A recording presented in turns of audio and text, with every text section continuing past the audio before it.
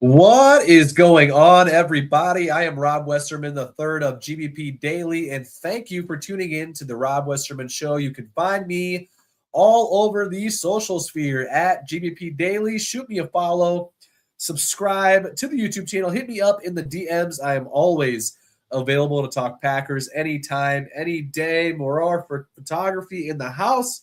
What is up, my brother? Good to see you. It is Wednesday, December 31st, the final day of the year, a year in which the Packers will go 9-8-1 record-wise. And if you ask me, that's pretty underwhelming.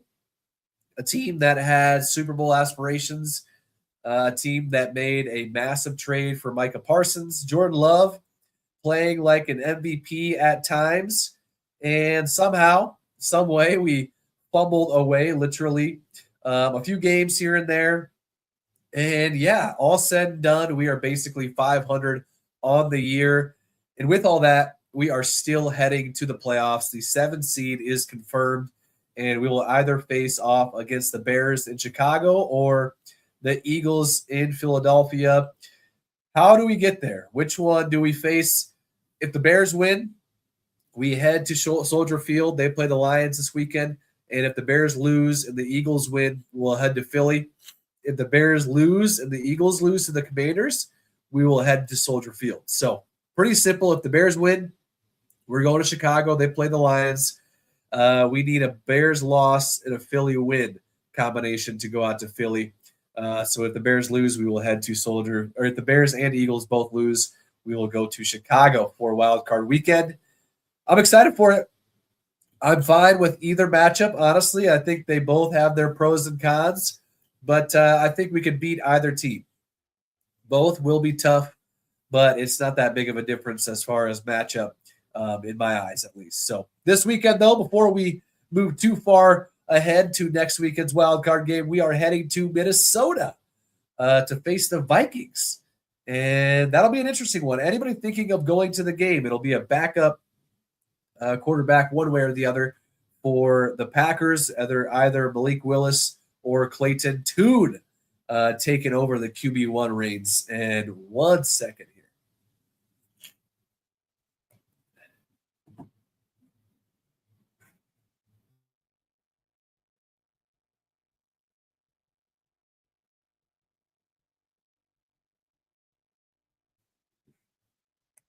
All right, sorry about that. Had to blow my nose. I am a little under the weather here. Anyways, anybody thinking of going to the game this weekend in Minnesota? If you don't have tickets yet, do not buy your tickets anywhere else other than TickPick. Maybe you're thinking of going to Minnesota this weekend. Tickets are cheap. Maybe you're thinking of going to the playoff game, most likely in Chicago. If so, do not buy your tickets anywhere else other than TickPick. They guarantee the cheapest Packers tickets on the market, and if you find cheaper tickets elsewhere, they will refund you 110% of your money back. They have the same tickets as everybody else, and TickPick is the cheapest every single time. Use the code Packers22 for an extra $22 off the already cheapest tickets on the market. Shout out to TickPick. They are the best in the biz. What do we got going on? Let's hop into the comment section here, shall we? And as always, if you want to be a part of the show, give me a call on the Nicolet Law hotline, 319-242-2332, the Midwest personal injury law firm that actually shows up when you need them. If you've been hurt in a crash, fall, or another accident, the last thing you want to deal with is the insurance companies and paperwork. Nicolet Law takes that off your plate so you can focus on healing up. They walk you through your options, they handle the insurance companies, and fight to get you what is fair.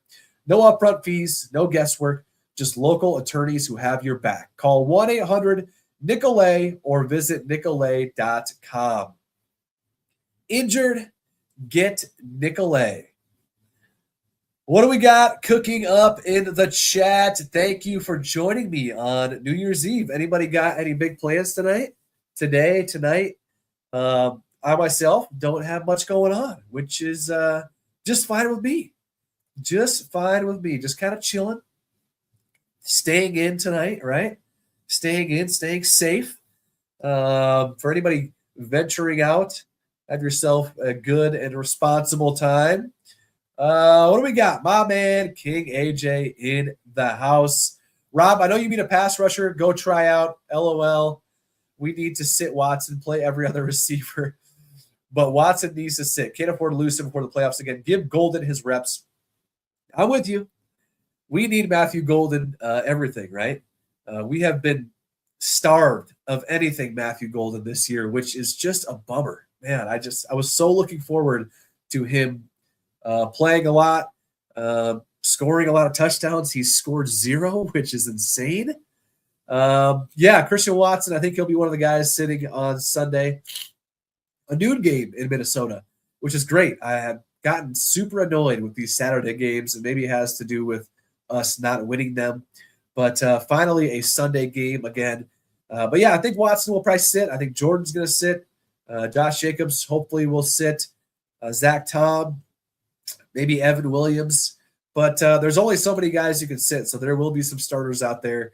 It's not like training camp or preseason where we've got 90 guys on the roster where we can field a whole second and third team. We are kind of slim pickings. You can only sit so many guys. So, but I'm with you, King AJ. I know. Oh, I get what you're saying. I know you are a mean pass rusher. Go try out. Pass rusher would not be my forte. I was a corner primarily / wide receiver back in the old high school glory days. And yeah, if I had any confidence in playing in the NFL, which I don't, I would be vying to play on the defensive side at corner or probably safety. I'm not fast enough to play corner, but I would be on the defensive side. That is for sure. I was wishing that JJ Watt would have called me out. I'm not sure if you guys saw this on Twitter the other day. Jacob Morley, great content creator, great photographer, Packers related, was posting about the Bears defensive end kind of headhunting, right? And talking about how he lowers his helmet for tackles, which I agree with. And you can see it on the film. And for some reason, JJ Watt kind of clapped back at him in a way that I didn't really agree with. I thought kind of JJ was a little out of line, saying basically, have you ever tackled anybody, blah, blah, blah, kind of attacking Jacob Morley in that aspect, which is just kind of lame. But I wish he would have called me out. That way I could dive into the high school archives and relive some of those glory days, right, of smacking fools out there. He didn't call me out. Jacob Morley handled it with class. Again, I don't support the old JJ attacking on Twitter, which was it seemed a little uncalled for, especially talking about, I forget what his name is. Allen is the last name for the Bears DN, the guy that hurt Jordan Love, the guy that hit Jordan Love when he got hurt. And I don't think it's like the dirty plays by any means, but he is lowering his head, going at him. And then he's lowering his head again when he was hitting Brock Purdy. And Jacob Morley pointed that out. JJ Watt kind of clapped back. And just kind of a little uncalled for. So, Phil, we could call you out, Rob. Do better. I know, right, Phil? I know. I was just saying, I wish JJ Watt would have called me out, asking me if I've ever tackled anybody. I would have been able to, I would have had the only, justified reason to whip out the old high school film and showcase the old football days, the glory days. Those were the best. Thank you, King AJ. Pass rusher, though, not my forte. I would any position out there, I'd get smacked around pretty easily for sure. Appreciate you as always, King AJ. Have yourself a great New Year's Eve. Safe and great New Year's Eve. What else we got going on in the chat? Jesse, do we watch the game this weekend? Jesse, what kind of question is that? Come on now. In a couple months, when there is no Packers football on, we will wish that the Packers were on TV. So, of course, we watch this weekend's game, even though it means absolutely nothing. I, along with everyone else, will be tuning in. So, the only thing that I'm hoping to get out of Sunday is no injuries. Please, no more injuries. Outside of that, win or lose, I don't think it has any impact on Wildcard Weekend unless injuries were to happen. I don't think winning will do anything momentum-wise with most of our top guys not playing. Maybe if the defense can play a little bit better, then that'll give some of those guys a little boost before next weekend. But ultimately, I don't think win or lose this game will have any impact on the wild card weekend. So going to Minnesota, hopefully win, right? That'd be nice. Finish the year with a win and get out of there with 0 injuries. That's kind of my hope. So thank you, Jesse. Appreciate you as always. I wasn't attacking you personally. I was just kind of having fun with you. Appreciate you. Lisa, Clayton Tune time in Minnesota. I think so, Lisa. With Malik dealing with that shoulder injury, I think he gets rested this week. And we'll see what the Packers do about signing a quarterback this week. And one second, got to sneeze. Whew.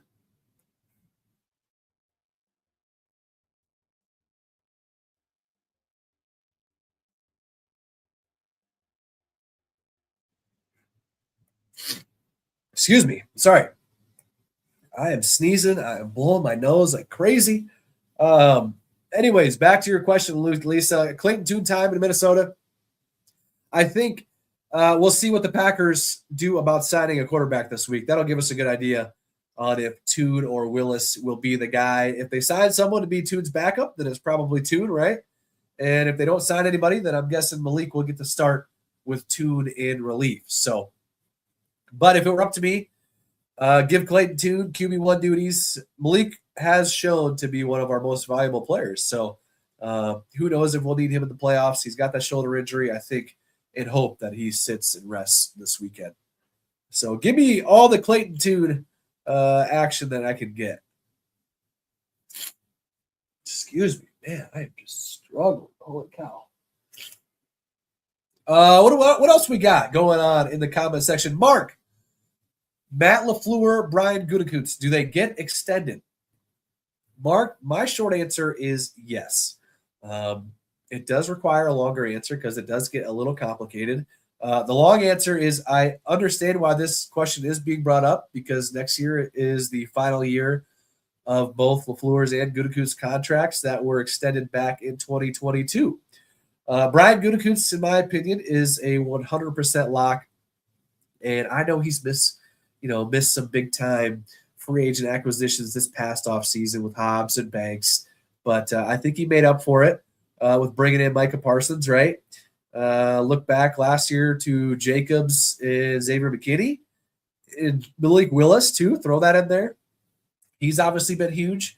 And although he has had a few stinkers in the draft, I think he's hit on plenty of the big guys like Jordan Love when he took him, Christian Watson, Tucker Kraft, Edgerrin Cooper. So, yeah, I think Gutekunst is a 100% lock to get extended. Now, Matt LaFleur, that's a different question, right? There we go. Matt LaFleur, as Tom Silverstein talked about in his article, the link to that article is in the description of this video. It is a lot more complicated, and I didn't think it was until I read Tom's article. Matt's reportedly right now getting paid around $8 to $9 million a year, and that isn't made public, so it's kind of based off of reports. So yeah, $8 to $9 million per year for Matt LaFleur right now. Guys like Andy Reid, Kyle Shanahan, Sean Payton, those guys are getting paid around $15 million per year. So the next level of coaches down from that, like Ben Johnson, Mike Vrabel, Nick Sirianni, they're getting reportedly $10 to $15 million per year. So I think Matt will be looking to get somewhere in that range as well. Now, is that warranted? You can be the judge of that, but I think it is. If Ed Policy does not offer that range, then I could see Matt saying, all right, I'll coach my final year next season and cash in somewhere else. If Ed Policy does not choose to extend him after next season, maybe Ed Policy doesn't think he's worth that and lets him take interviews elsewhere. And if another team decides to sign him, then maybe we'll get a draft pick or two in exchange. But all in all, if Policy thinks Matt is worthy of a $15 million per year type of coaching contract for a few seasons. And I don't think we'll have any stalemate or delay with getting him extended if Ed Policy tries to go lower than, 13, 14, $15 million per year. I could see a scenario where Matt thinks, that he deserves more and could look elsewhere. I hope it doesn't come to that, because I do think Matt deserves a hefty pay raise and extension, but ultimately it is up to Ed Policy. So to answer your question, Mark, Matt LaFleur, Brian Gutekunst, do they get extended? Brian Gutekunst, to me, is a 100% lock. Matt LaFleur, I hope, is a 100% lock, but I will have to say it is not quite 100%. So appreciate you, Mark, for the question. That was a great question. And like I said, Tom Silverstein's article talking about just that is in the description of this video. So great article by Tom covering that situation. What else we got? My man, Green Bay Packers era, Nashville bound. Have a fun and safe New Year's Eve, Green Bay era.